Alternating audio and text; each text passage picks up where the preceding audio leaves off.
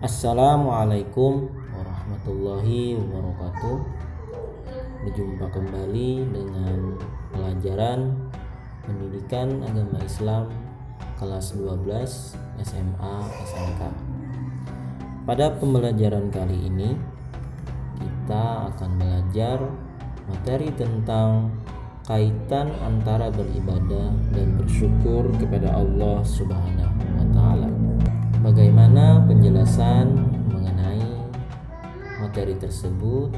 Silahkan disimak uraian-uraian berikut ini.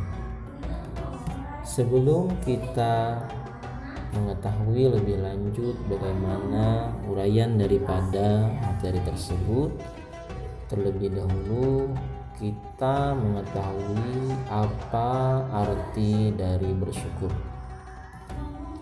Syukur berarti ungkapan terima kasih kepada pihak yang telah berjasa kepada kita, baik dalam bentuk moral maupun material. Selanjutnya kita juga harus mengetahui pengertian ibadah. Ibadah adalah proses mendekatkan diri kepada Allah Subhanahu wa taala dengan melakukan segala yang diperintahkan dan meninggalkan segala yang dilarangnya. Bersyukur dapat ditujukan kepada Allah Subhanahu wa taala dan manusia. Bagaimana wujud rasa syukur kepada Allah Subhanahu wa taala dan kepada manusia? Wujud rasa syukur kepada Allah Subhanahu wa taala adalah dengan cara beribadah, yaitu melaksanakan segala perintahnya dan menjauhi segala larangannya. Meskipun tidak ada amal yang dapat mencukupi untuk sekadar berterima kasih atas limpahan nikmatnya kepada kita. Jika untuk mensyukuri nikmatnya saja tidak cukup, apalagi untuk membeli surganya. Jadi, kalaupun Allah Subhanahu wa taala memberikan kita surga, tentu bukan karena ibadah kita, tetapi karena besarnya kasih sayang dan rahmat Allah Subhanahu wa taala kepada kita. Kemudian, perwujudan dari syukur kepada manusia adalah dengan membalas perbuatan baik dengan yang lebih baik, atau disebut dengan ihsan.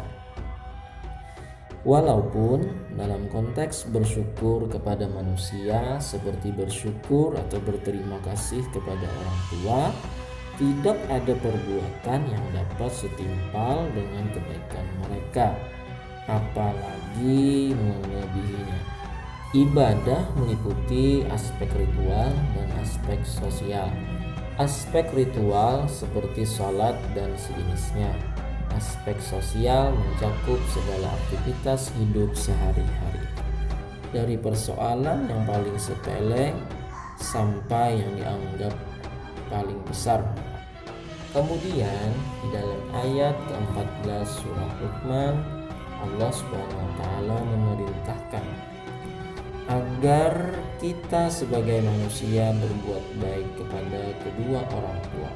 Kemudian Allah Subhanahu wa taala menyebutkan jasa-jasa ibu yang telah mengandung kita dalam keadaan menderita. Setelah lahir pun bukan berarti akhir dari penderitaan seorang ibu tersebut, karena ia harus merawat, menyusui, hingga menyapihnya pada saat cukup usia.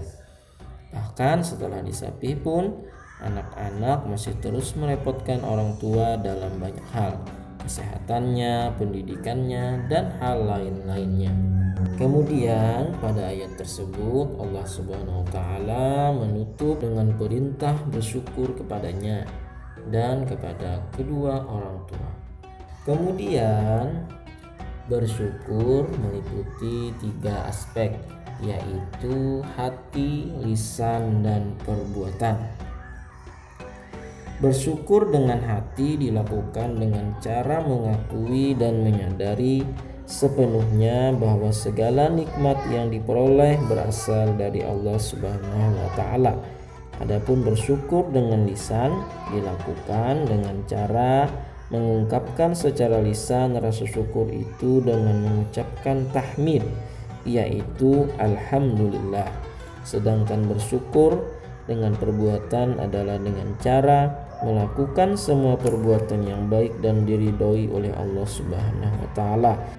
Lebih dari itu, bersyukur kepada Allah Subhanahu wa taala atas nikmat yang diberikannya merupakan kewajiban manusia, di mana manusia yang tidak bersyukur berarti berbuat maksiat atau dosa dan akan mendapat balasan siksa, seperti ditegaskan dalam salah satu firman Allah Subhanahu wa taala yang artinya, jika kalian bersyukur niscaya akan kami tambah nikmat baginya, dan jika kalian kufur mengingkari nikmatku maka sesungguhnya siksaku itu teramat pedih.